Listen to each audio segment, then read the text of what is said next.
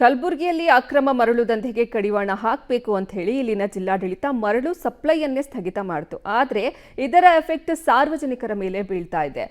ಮುಂಚೆ 30ರಿಂದ 40 ಸಾವಿರ ರೂಪಾಯಿಗೆ ಸಿಗ್ತಾ ಇದ್ದಂತಹ ಮರಳು ಇದೀಗ 80ರಿಂದ 90 ಸಾವಿರ ರೂಪಾಯಿ ಆಗಿದೆ. ಯಾರೋ ಮಾಡಿದಂತಹ ತಪ್ಪಿಗೆ ನಮಗೆ ಶಿಕ್ಷೆನಾ ಅಂತ ಸಾರ್ವಜನಿಕರು ಪ್ರಶ್ನೆಯನ್ನ ಮಾಡ್ತಿದ್ದಾರೆ. ಇದರ ಡೀಟೇಲ್ಸ್ ಇಲ್ಲಿದೆ. 1.5 ತಿಂಗಳಿನಿಂದ ಕಲಬುರಗಿಯಲ್ಲಿ ಮರಳು ಸಪ್ಲೈ ಸ್ಥಗಿತ.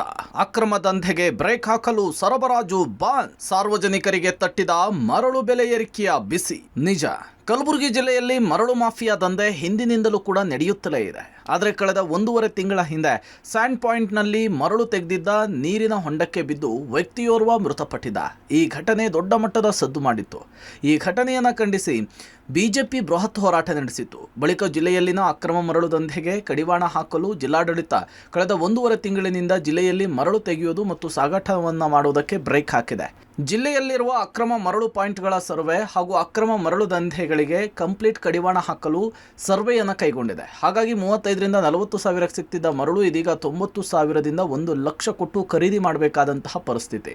ಹಾಗಾಗಿ ಮನೆ ಕಟ್ಟೋರು ಅರ್ಧಕ್ಕೆ ಮನೆಯನ್ನು ಸ್ಥಗಿತ ಮಾಡೋದಕ್ಕೆ ಮುಂದಾಗ್ತಿದ್ದಾರೆ. ಇದರಿಂದ ಇತ್ತ ಕಟ್ಟಡ ಕಾರ್ಮಿಕರು ಉದ್ಯೋಗ ಇಲ್ಲದೆ ಸಂಕಷ್ಟವನ್ನು ಅನುಭವಿಸ್ತಿದ್ದಾರೆ. ಮೊದಲು 35-40 ಸಿಗ್ತಿತ್ತು 10 ಬ್ರಾಸಿನ ಗಾಡಿ. ಈಗೀಗ ಅದು ರೇಟ್ ಜಾಸ್ತಿ ಮಾಡಿದ್ದಾರೆ. ಹೀಗಾಗಿ ನಮಗೆ ಕನ್ಸ್ಟ್ರಕ್ಷನ್ ಮಾಡುವಾಗ ತೊಂದರೆ ಆಗ್ತಿದೆ. ಒಮ್ಮಿಂದೊಮ್ಮೆ ಇಷ್ಟು ರೇಟ್ ಜಾಸ್ತಿ ಮಾಡಿದರೆ ಬಡವರಿಗೆ ಕಟ್ಟಕ್ಕೆ ಇದು ಆಗಲ್ಲ.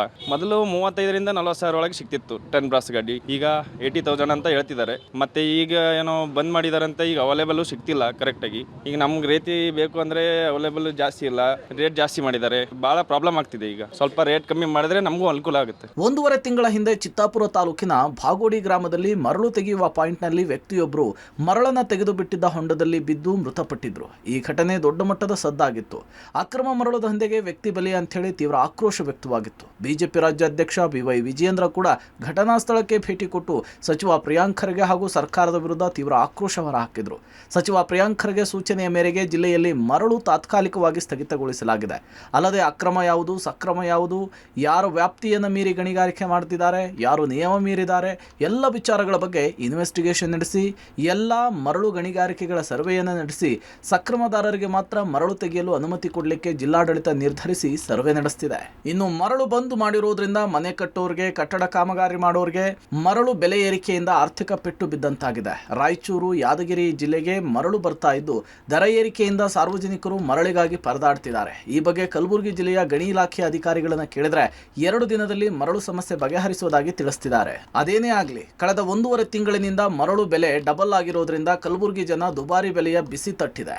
Praveen Reddy, public TV, Kalaburagi.